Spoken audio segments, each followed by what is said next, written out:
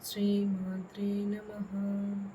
ఓం శ్రీ గురుభ్యో నమః.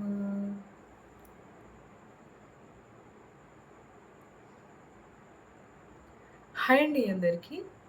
నేను మీ శారదాని. ఈరోజు మన టాపిక్ ఏంటంటే మనీ.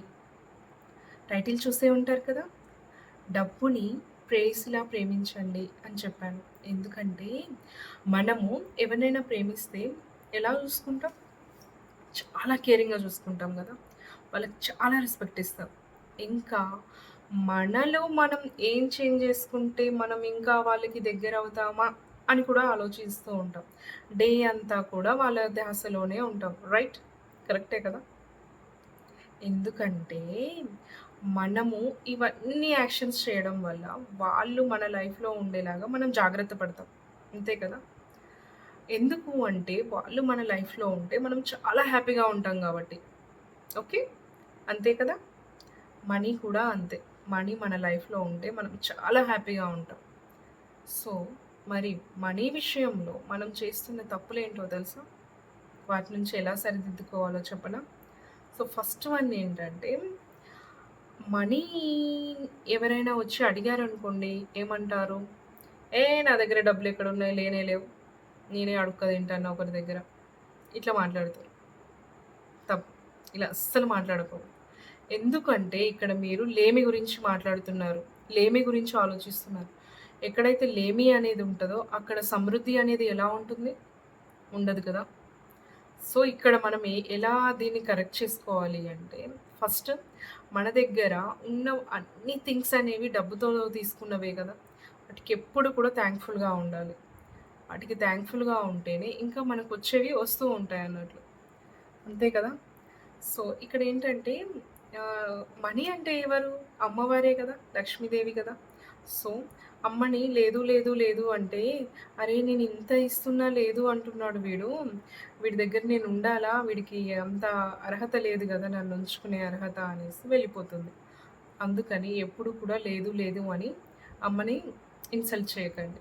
అండ్ ఇంకా సెకండ్ వన్ ఏంటంటే, మీకంటే బాగా డబ్బున్న వాళ్ళని చూసి మీరు జెలస్ ఫీల్ అవుతున్నారనుకోండి, కష్టం. ఎందుకంటే ఇక్కడ మీరేమనుకుంటారు, వాడు అడ్డదారులలో సంపాదించిండు. అందుకే అంత బాగుపడిపోయిండు.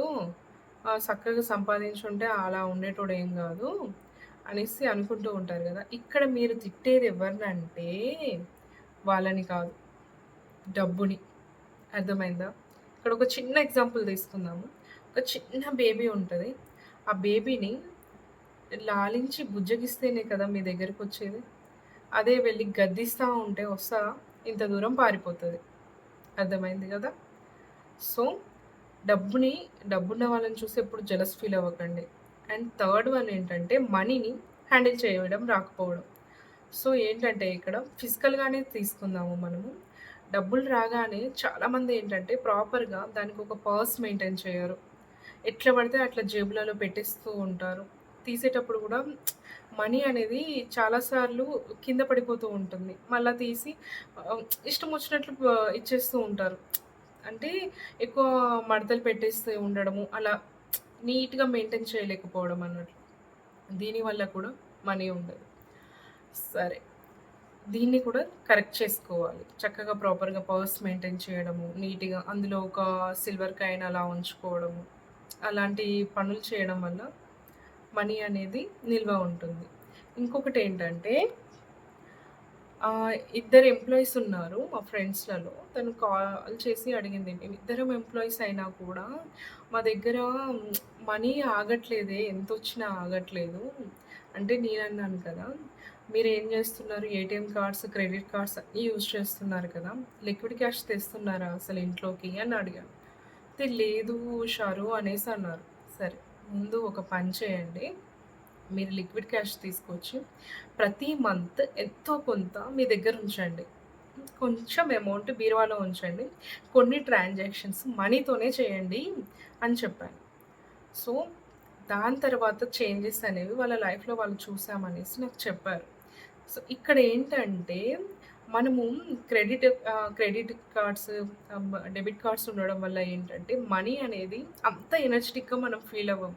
ఎప్పుడైతే లిక్విడ్ క్యాష్‌ని చూస్తూ ఉంటామో, ఇస్తూ ఉంటామో, మన చేతులతోటి ట్రాన్సాక్షన్స్ అనేవి కొన్ని చేస్తూ ఉంటామో, అప్పుడు ఆ మనీని మనం చూడడము, టచ్ చేయడము, ఆ ఎనర్జీ ఫీల్ అవ్వడం అనేది ఉంటుంది.